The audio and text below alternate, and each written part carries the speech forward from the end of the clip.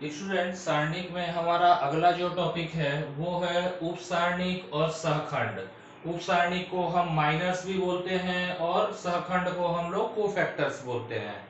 तो चलिए, इसको समझने के लिए हम ज्यादा थ्योरी में नहीं जाते हैं, एक सवाल लेते हैं और इस सवाल से हम लोग उप सारणिक और सहखंड निकालना समझते हैं कैसे निकाला जाता है। तो दिया गया है सारणिक 1 2 3 4 5 6 7 8 9 के अवयव 4 6 और 9 के उप सारणिक व सहखंड ज्ञात कीजिए।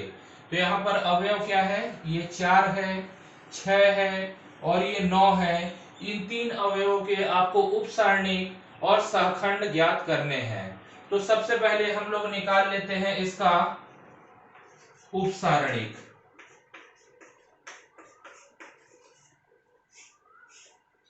उप सारणिक जब हम निकालेंगे तो देखिए यहाँ पर सबसे पहला अवयव दिया गया है 4।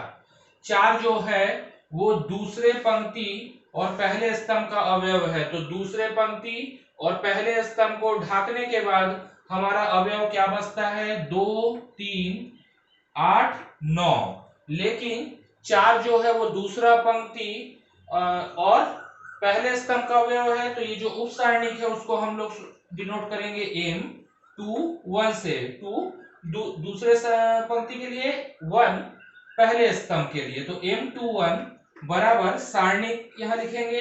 अब 4 को का जो पंक्ति है और जो स्तंभ है उसको ढक दीजिए। तो बच क्या रहा है, 2 3 8 9। तो यहाँ लिखेंगे 2 3 8 9, ये हो गया। इसके बाद चलिए इसको अगला बाद में करेंगे, इसको हल ही कर लेते हैं। 2 नमा 18, 8 तिया 24, बीच में माइनस का साइन, बराबर आ जाएगा -6। इसके बाद अगला हमारा अवयव है 6। 6 जो है द्वितीय पंक्ति तीसरे स्तंभ का अवयव है। तो द्वितीय पंक्ति को ढाकिए, तीसरे स्तंभ को ढाकिए, तो बच क्या रहा है, 1 2 7 8। यहां पर जो 6 है, 6 के उप सारणिक को प्रदर्शित करेगा कौन, M23। द्वितीय पंक्ति के लिए 2, तृतीय स्तंभ के लिए 3, बराबर यहां पर आ जाएगा सारणिक 1 2 7 8।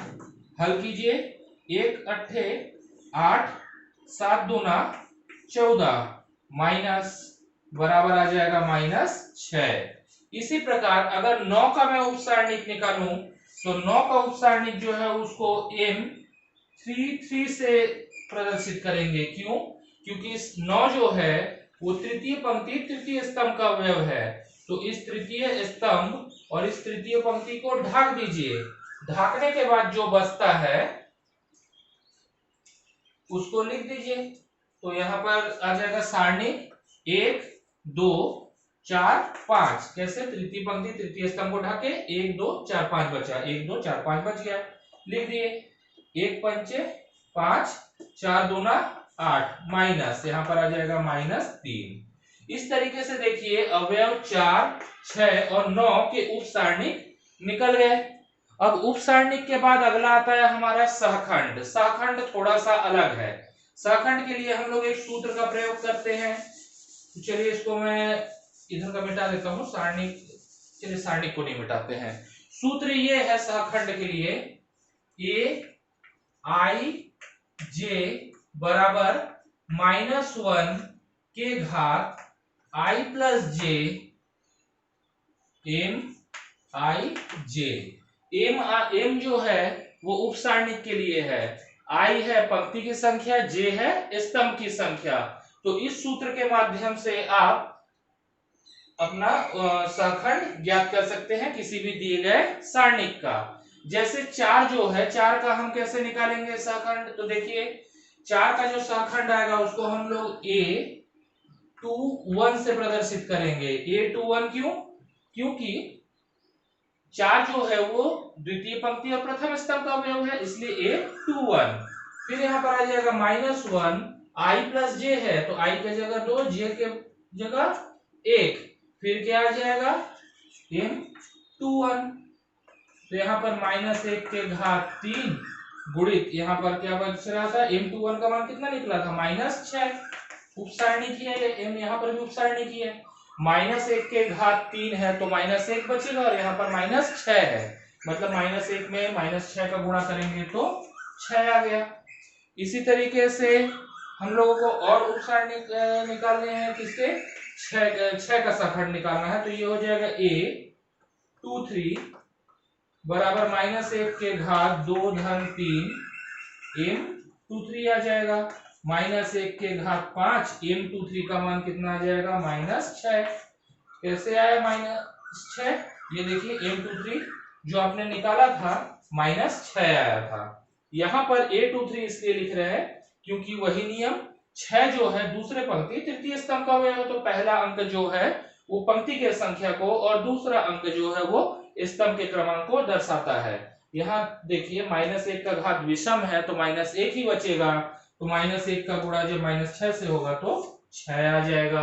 अब एक लास्ट बच गया A33, क्योंकि 9 का भी हमको सहखंड निकालना है, तो ये आ जाएगा -1 के घात 3 धन 3 और यहाँ पर आ जाएगा M33।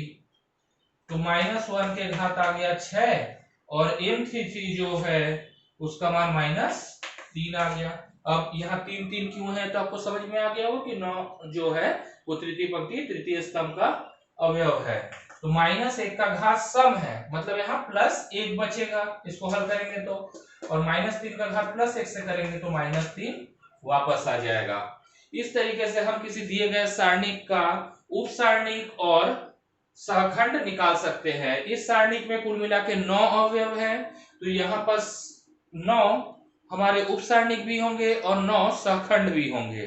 इस सहखंड और उप सारणिक को निकालना अच्छे से सीखिए, क्योंकि आगे जब हम लोग आव्यूह का व्युत्क्रम निकालेंगे सारणिक विधि से, तो हमें ये उप सारणिक और सहखंड का बहुत आवश्यकता पड़ेगा, इसलिए बहुत इंपॉर्टेंट है। ठीक है, अगर कोई डाउट हो तो आप मेरे को कमेंट कर सकते हैं। अगर ये लेक्चर अच्छा लगा होगा तो एक लाइक प्रेस कीजिएगा। Thank you.